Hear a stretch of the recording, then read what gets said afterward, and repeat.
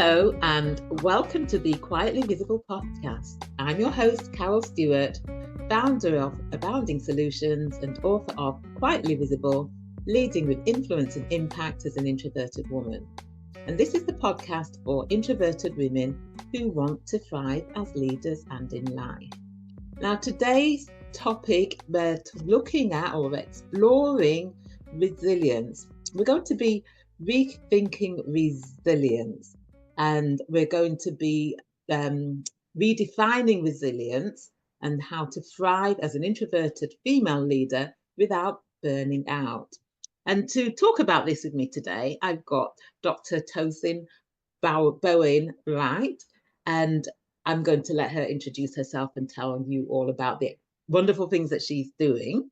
And we're going to be covering topics such as rethinking resilience and why the push-through narrative is harmful and how introverted women can cultivate resilience in a way that honors their energy and boundaries. We're going to be looking at strengths as well and how utilizing your strengths can play a part, as well as practical strategies that you can put into practice so that you can prevent burning out and lead with quiet confidence.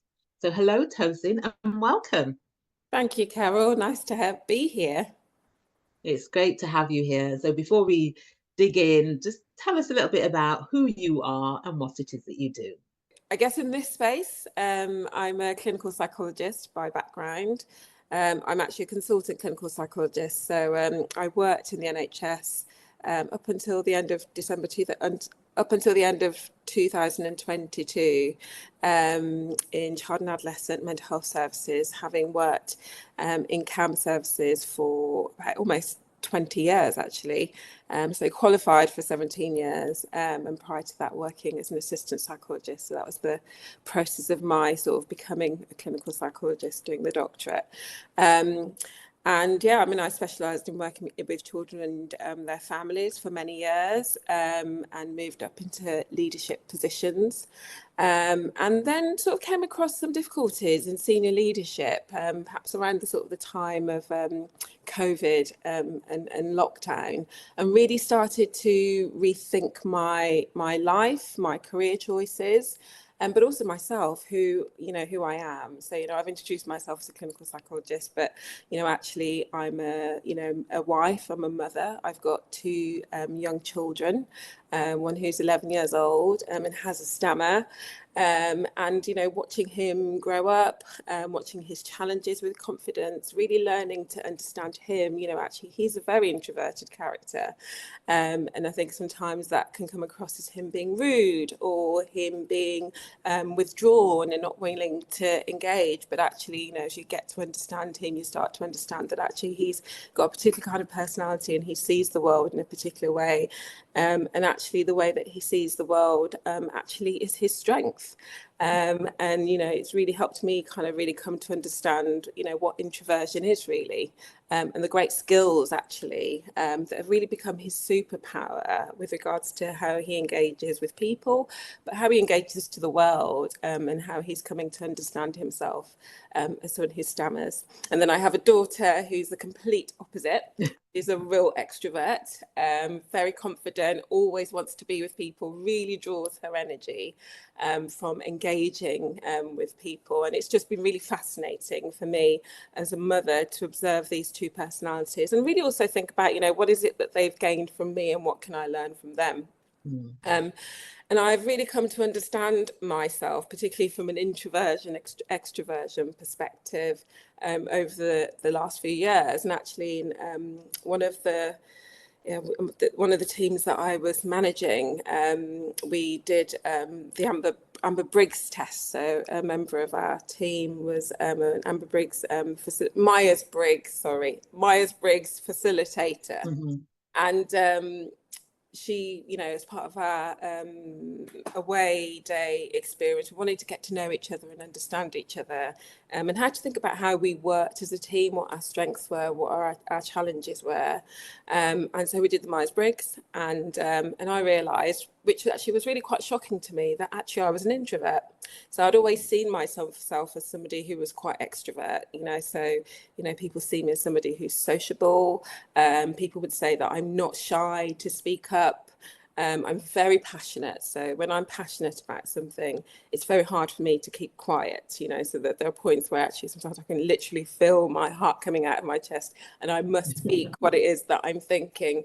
And I think those sorts of things give people the perspective of me as somebody who's really very extrovert. And I guess I've also learned in life that in order to get to where I need to get to, I need to be seen, I need to be visible.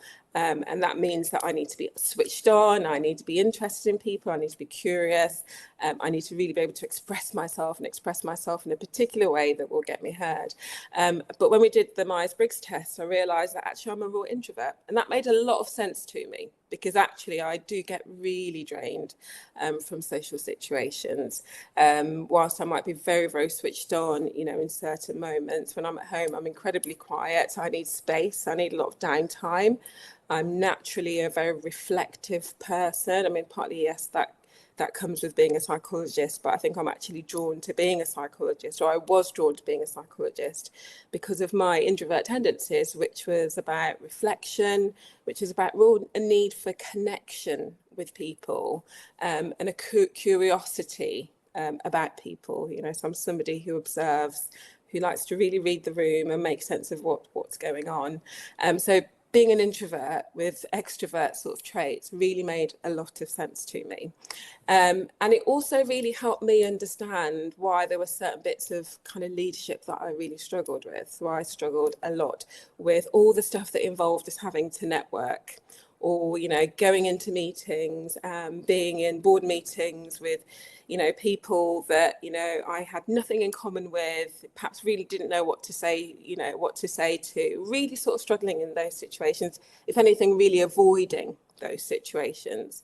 But then realizing that actually in order to get to where I need to get to, I do actually need to engage with these people, and being really confused about why I was struggling with that. But doing the Myers-Briggs test really helped me understand that actually, it's something that is difficult for me, not because I'm somebody who is lacking confidence, but just because it's not something that's my natural way of being and relating to people. And having that understanding has really helped me to navigate those spaces a lot more. So I know what I need to do to prepare myself for those spaces, but I also know what to do to wind down from those spaces. And I'm able to really make sense of the thoughts and the feelings that I have when I come out of those spaces, which at times have quite overwhelmed me, so the sense that I might go to a networking event, and then as I'm leaving, I feel quite down, and I'm wondering, why do I feel down? And it's actually not that I feel down, but it's actually that I felt quite drained because I've had to give a lot to be in that situation. And, I've been having to act in ways that just don't necessarily feel authentic to me. And so, so I, worked my way through leadership, started to realize what I needed to do, what it took to be visible, and why visibility was important. But also started to think that actually there are different things that I would like to explore from a career perspective, so I've gained a lot as somebody who, because who's experienced in working in mental health, with people with emotional and mental health difficulties, in working with family systems, but also organisational systems. And I really wanted to sort of bring my experience as a leader, but also as somebody who really understands people, to think a bit about leadership development. So I left the NHS in 2022, but also, I also wanted to explore, I wanted to give myself time and space to explore creativity. And what I'd realised from the work that I did in the NHS was that because I was having to be so outward facing as a leader, I was really exhausted in my personal life. Partly, yes, I have to be a mother, and being a mother is exhausting, but I also felt like I wasn't getting time to connect to myself and to connect to my interests and to really develop sort of the creative that was in me. So I'm a deep creative. When I say a deep creative, the ideas that I have really are really very, very deep and very grand. And in order to be able to explore them, I need downtime, I need space. And so I left the NHS to create that space, but also to use my skills and experience to support other leaders. And so, yeah, here I find myself working partly as an expert witness. So I'm still using my experience as a CAMS clinician. So I work as an expert witness, carrying out assessments for children and families who are going through legal proceedings, usually who are, where there are safeguarding issues and concerns about children's emotional well-being and safety. And I'm also doing a lot of work with organisations, particularly female leaders. My passion is in relation to female leaders, really thinking about the notion of resilience, what it means to be a leader, what it means to be a resilient leader. Really trying to move away from the sort of outdated notions or society's idea of what resilience is. Because actually what I found was that, being resilient actually wasn't something that worked for me. At least my idea of what resilience was, so I'd always understood resilience as being about, sort of needing to bounce back, needing to come back strong, needing to keep going, that sort of sense of endless endurance. But actually, in the long term, that doesn't really work, particularly when you're a leader. And when you are struggling and burnt out, it ends up meaning that you're somehow, it ends up affecting your leadership. Ends up affecting the teams that you work in. It affects the way that you lead, and it's very difficult to be the best that you can be and then get the best out of the teams that you work in. Have I talked for too long, Carol? No, not at all. I mean, you're what you're talking about. I could just have you talking on your own, because you're talking about some really important stuff here, as well as your experience, and a lot of what you said. I'm like here thinking, yeah, I can relate to that. I can relate to that. I can relate to that. Sort of taking back to when you talked about doing the Myers-Briggs test. I remember before I started my coaching business, when I was a leader in an organisation, and as an area leadership team, we did the Myers-Briggs test. Back then, I didn't really understand what introversion, extroversion meant, but I bought into the misconceptions about introversion. I didn't see myself as introverted because I could be quite sociable. I knew that I was quiet, but I associated introversion with being shy and lacking confidence, and which is not what it means at all. And so when I did the test and I came out as an ISTJ, I just remembered I re-added the scores, hoping that I would get a different outcome, but it didn't. And for me, I didn't really own it then. And it was only once I left employment and I was doing a master's in coaching psychology, and I was studying the work of Carl Jung, that I've got to better understand what it actually meant. And that's when I really started to own it and embrace it. And I found that once I did, I actually started to thrive and become more confident and more authentic, being my introverted self. And that's when I say I became introverted and proud. Well, loud and proud. Yep, I get you. Yeah. And so, sort of thinking about your experience, and you talked about some of the challenges that you experienced as a leader in an environment which required you to be very outward facing, very visible. And those are challenges I know a lot of introverted women leaders experience. So how did you manage that? How did you get through that? How did I manage that? And I mean, to be honest with you, Carol, I didn't. And I think that's partly what's kind of drawn me to do this work. So actually, in my, I don't know, sort of personal and professional experience, there wasn't really space. I hadn't given myself the space to really think about how I felt, what was happening for me emotionally. I was just sort of just getting on with it, so I come from an African background, I got my parents, moved here to the UK, and, I moved with them actually. So, I'm first generation, and we just had this idea that, you've got to be better, you know, particularly as a black woman. You know, my mum was always like, you know, you've got to be 10 times better than anybody. The idea of taking a day off sick, even when you were sick, was just something that, you know, I wasn't ever encouraged to do. Kind of needed to be dying before I ever took a day off sick. Well, not dying, but, you know, literally bedridden before I could take sick. And I'd just really grown up with this sort of idea that I just needed to be switched on. I needed to do the best that I could. I always needed to do the best that I could. And I had experiences which showed me that, you know, that in order to be seen, in order to qualify for certain opportunities, I needed to constantly be switched on. I needed to constantly be at my best. Failure was never an option. So, you know, I was a real perfectionist, actually. Everything that I did was about doing it and doing it brilliantly, doing it well. Becoming a leader, particularly, you know, so when I went into, you know, so I'd been in middle management roles for quite some time, and had, you know, had enjoyed them and had done really well. And then I moved into my first senior management role and had a really, really tough time, and was really taken aback by a team that seemed not to think that I was qualified enough to be their manager, to be their leader. And I really felt like I had to prove myself. And I went through that job, you know, leading a team, but also working with other senior leaders in an environment that was really quite, you know, when looking back at it, was really quite toxic. And I, at points, was feeling like I was struggling to articulate myself.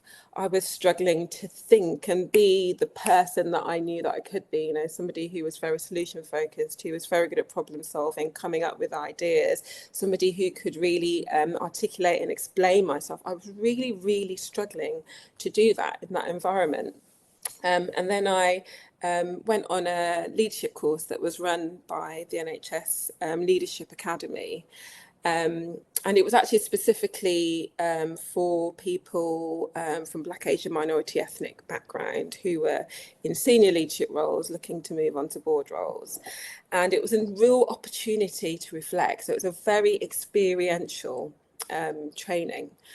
And sitting in a room with other Black people, hearing them talk about their experiences as leaders was shocking to me. Shocking in the sense that I'd never heard people say the things that I was feeling.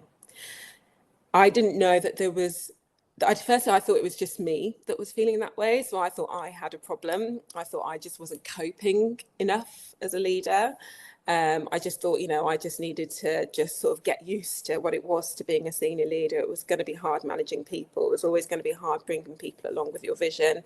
That's just, you know, sort of what it is. But hearing those group of people talk about their experiences, realizing that I wasn't alone, was incredibly emotional for me. And in a way, it started to lead to sort of my kind of giving myself permission to feel a lot of the stuff that I'd been feeling. And what I realized was that I'd become really very anxious. I'd started to feel very low. And although I was performing at work, it was really affecting my personal life. And I just wasn't coping. And I became quite unwell, and had to give my permission to take some time off work. I'd also been going through some really tough things in the organisation that I'd been working in, which, you know, prompted a lot of, which prompted me to do something on an organisational level that wasn't just about me actually, but about other people who were Black, Asian and from minority ethnic backgrounds. And in that process of finding strength when I felt at my weakness and realizing that there was something going on that was really very complex and very toxic, and actually about me as a woman and me as a Black woman, I gave myself permission to take some time out and went off sick. And whilst I was off sick, I was also pitching to the board of the organisation that I was working in about them commissioning an external review into the experiences of, you know, people of ethnic minority backgrounds. But I was also giving myself some time to think about what was going on and how, in a way, I'd allowed things to get to this point for myself, how I'd not really listened to myself. You know, I was getting incredibly anxious. You know, I used to have team meetings and I'd be, you know, in the toilet every Tuesday morning, having a bit of a panic attack, feeling, you know, really sort of overwhelmed by, you know, the preparation for what was to come and for how I was going to, you know, really own my authority, and really trying to keep this team on board with a vision that was really, really very big and had a lot of, you know, that was having impact. You know, we were trying to bring down waiting times. We were part of a national pilot and trying to bring down waiting times for access to services for children and their families with emotional and mental health difficulties. Something that I was really, really passionate about. And I was really trying to drive this, but really struggling with navigating the system and everything that it was taking away from me, and ended up being sick and had to think that actually this idea of being resilient doesn't work. It only works for so long. You know, like I said, I'd been in the NHS for 20 years when I left in 2022. That period of me taking time off sick was in 2020. So I'd been in the NHS for 18 years. And actually, I'd been experiencing, you know, what we consider microaggressions for a very, very long time. Things that I decided to, you know, not pay attention to. I'm a Black woman, you know, I am going to face challenges, you know, I can't focus on these things. You know, I've gotten this far, actually, there's a lot that I should be grateful for. You know, pushing on was really my sort of mantra. There just wasn't room for anything other than to succeed and to keep moving forward. And realizing that that wasn't working. And it might not have impacted me at work in terms of my performance at work, but it was certainly impacting me emotionally. It was really impacting my life emotionally. And I went back to work actually after a few weeks off sick. And I worked with the board to get this review off the ground. I mean, that was an amazing achievement for me, for something like that to happen whilst I was working through my own stuff personally. I built a great relationship with the CEO of our trust, actually, which partly came out of my experiences, but also the work that I was doing with them with regards to this external review. And I came back and I went back to work. And then within a few months, an opportunity came up for a consultant post, and I applied for it and I went for it. And I just felt when I was starting that job that I needed to do things really quite differently. You know, I felt like I'd come back with a confidence, actually, having taken some time out. There was something about the time out that helped me connect a lot more with myself, that helped me think about what was important for me in life, you know, in terms of like priorities and you know, we talk about balance, but yeah, like what's important in life. Obviously I want to have a career, and so I'm somebody who's ambitious, but I have a family. I've got small children who I really feel like I need to be there for, and don't feel I'm there for in the way that I want to be, but I also need to have a career. How am I going to work this out? What am I going to do? And I learned to really set my boundaries. I knew what I was and what I wasn't going to accept. I learned to really tune in a lot more into myself, you know, so I went into therapy. I had some coaching. I really leaned, I mean, I've got a very supportive husband and some, you know, friends who are real bosses in their life who really kind of spoke into me and who I sought advice for. And I really learned about self-care and why self-care is essential, actually, to be the best person that you want to be, particularly to be the best kind of leader that you want to be. And I thrived in this role.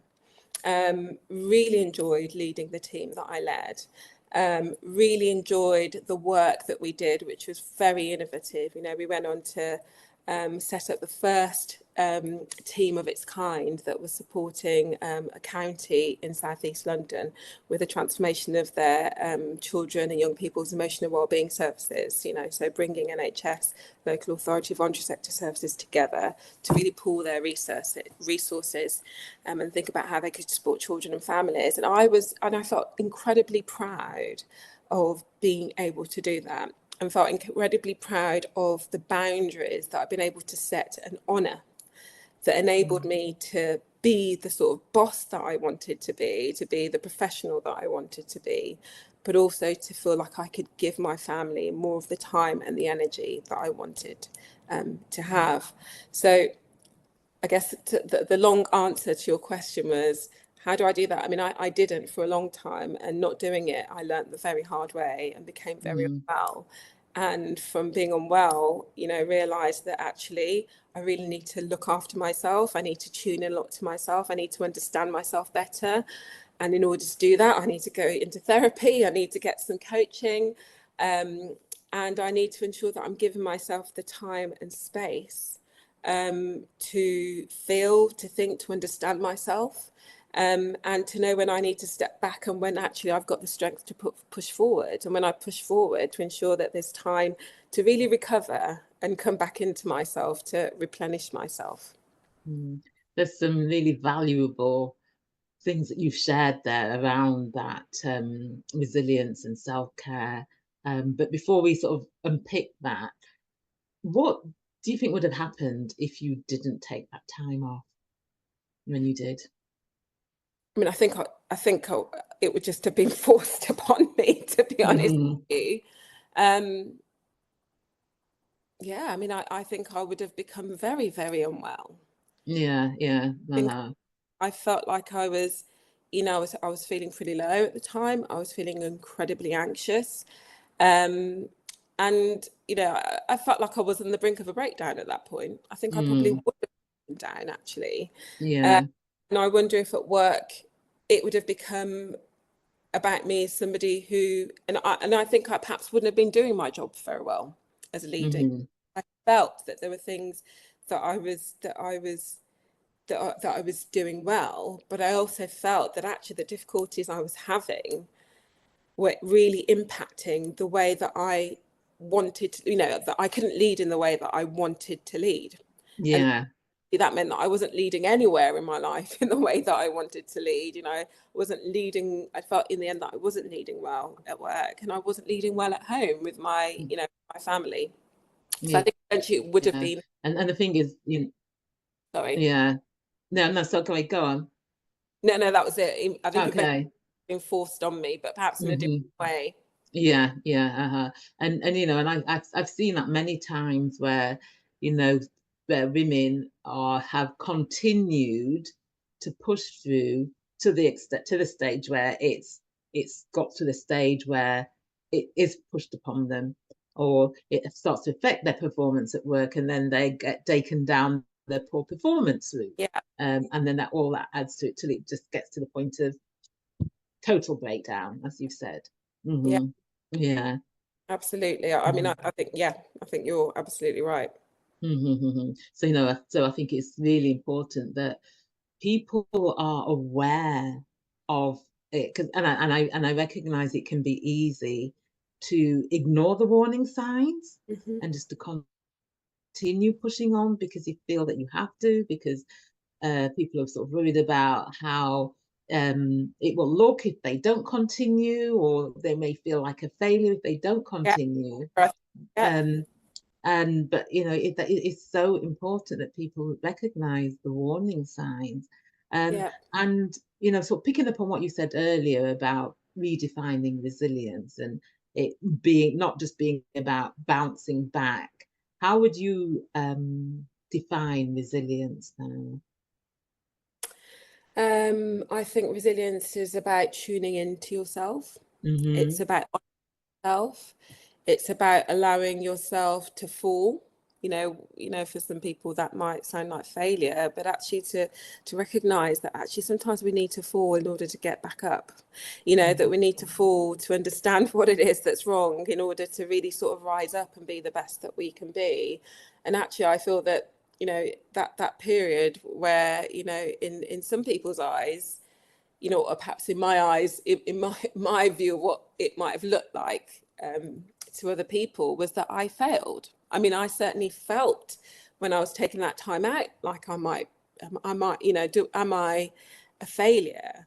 But what I realized in that period of what ended up being rest was that actually there was great strength in taking that time out. And that if I didn't do that, I wasn't going to be able to come back with clarity. So I might have, ducked out for a few days and then come back, but I wasn't going to have clarity. I wasn't going to have clarity on what the issues were. I wasn't going to have clarity on what my own issues were. And I wasn't going to have clarity on what I wanted going forward. What I'd learned from that process was what I didn't want, what was not right for me. And through coming back, I started to learn and was very intentional about what it was that was important to me, what sort of person I wanted to be in the work that I did, what sort of person I wanted to be at home, what I thought life needed to look like in order for me to thrive and be at my best. So I feel that, resilience is really about really tuning into yourself, giving yourself time, honouring yourself, just really sort of finding your own way in life, actually, rather than finding the way that society or your culture or the people around you dictate. I've learned for me to redefine what it is to be a resilient person in a way that I would like my children to understand what resilience is about. So as I've said, I've got a child who I think is incredibly resilient. I mean, both of my children are, but I've got one child who's had particular difficulties in life, and actually what I want for him to be able to do is feel when things are difficult for him, not just ignore them, which is something that he did. He knows that life is going to be harder for him as somebody who stammers, so he pushes on. People tease him, he pushes on. But actually, yes, you do need to move forward, but you need to be able to acknowledge and feel and have the feelings that you're experiencing validated. Validate yourself in order to be able to move on as somebody who is whole, rather than somebody who is chipped away by life. And then eventually those chips form into cracks, and eventually something happens that triggers you, and then everything falls apart. He has experiences that are difficult, but because he's able to reflect on them, he's able to give himself the time and space to feel, he comes back, I think, a bit whole each time and stronger each time. Yeah. And before we sort of get into sort of looking at some of the practical strategies that people can put into place so that they don't get to the stage of burnout, I just want to pick up on something that you mentioned earlier about, a lot of the sort of like the sort of outward facing activities, the networking, etc., and what you did and how that sort of drained you, and not recognizing that it was because you were drained, but that feeling low. And that's something that I can relate to, which I never really understood myself initially. But then once I began to realize, I used to, sometimes because I would socialize or network, or if I'd done something which I call gave me a high, motivational high, where I've sort of been expending a lot of energy amongst people, the following day, the day after, I would sometimes feel quite low. Yeah. And I never used to really understand it until I recognized it as like, after that sort of high, then I would have a low. And so that's when I needed to be replenishing myself and recharging myself, not just going straight into other sort of activities which were expending a lot of energy or in overstimulating environment. And so that's where what you say about knowing and being in tune with yourself is so important, I think. Absolutely. And being curious about it, because, I don't know about you, but I never used to be curious about the feeling low. I just used to feel low. And I didn't really understand. I never thought to really try to understand what the feeling was. But actually, particularly practicing a lot of sort of mindfulness and really learning to, a lot of grounding practices have really helped me to really kind of understand what is going on, in my feeling, in my body, and to be curious about it. And in your curiosity about yourself, you start to understand yourself better. So you understand it's not about feeling down, it's about feeling tired, or it's about feeling like you had to be on in a way that wasn't the way that you usually are. And that has taken something away from you. And for me, there's something also about a lot, because I mean, I don't know how you feel about this, but there's something about, because I'm not naturally this extrovert person who always kind of wants to connect with people. If you're in a situation that is requiring that of you, you're not completely being your authentic self, if that makes sense.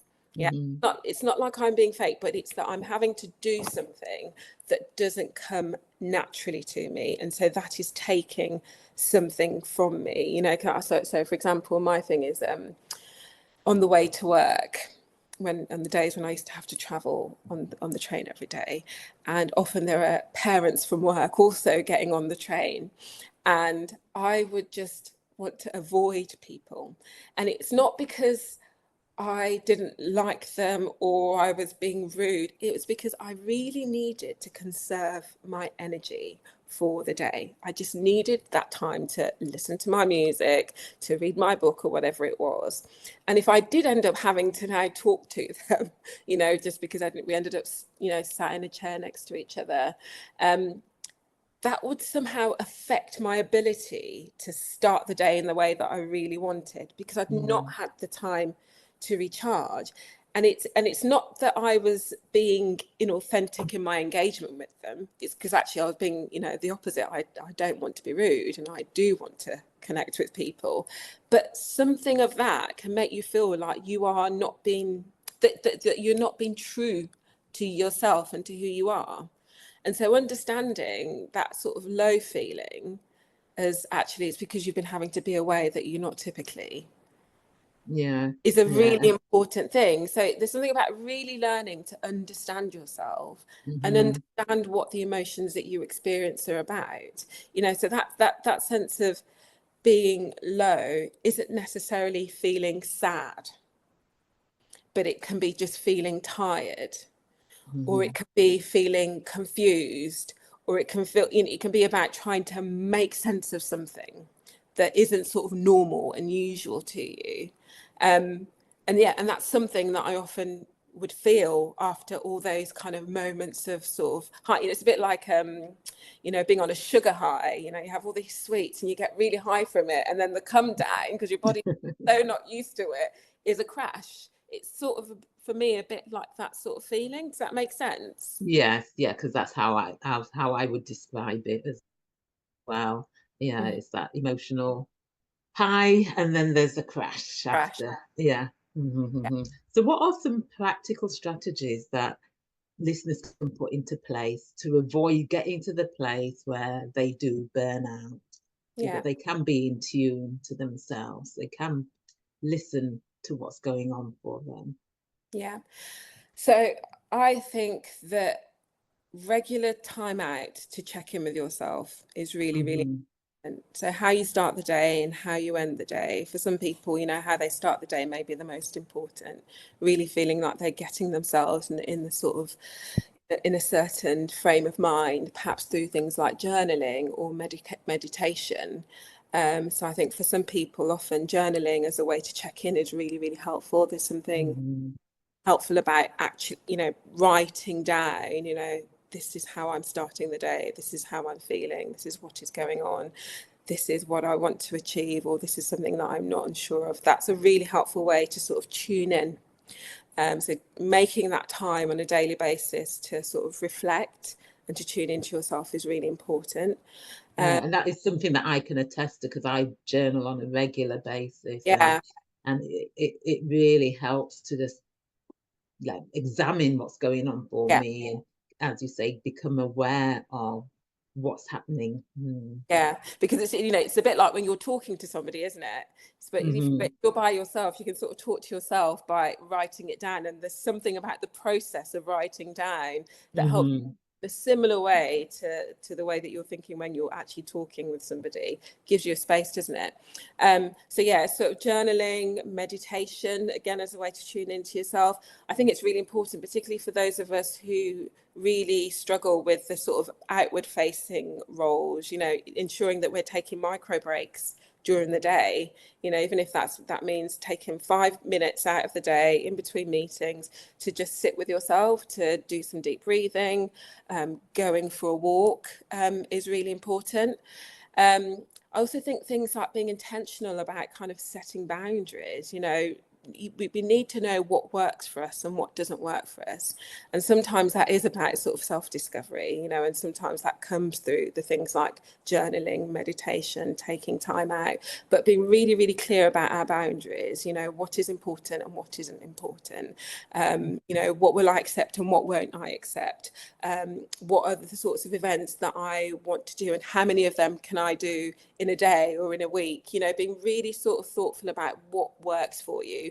And on the weeks where perhaps you don't have so much choice and I don't know, there are lots of presentations or something that's going to demand a lot of emotional energy, really being kind of thoughtful about actually what am I going to need to recover, and being really intentional about it. So setting boundaries and being intentional. I think just general self-care is important. So, you know, as much as we are, you know, focused on, you know, doing the things that we do well, whether that's work or, you know, being a mother, a wife or a carer in some way, doing things that bring us joy, that naturally, you know, refuel us. So one of the things that I love is to dance. You know, I have a Wednesday group of women that I dance with, and just knowing that I've got that for me in weeks when things are difficult is like a bit of a, you know, sanctuary.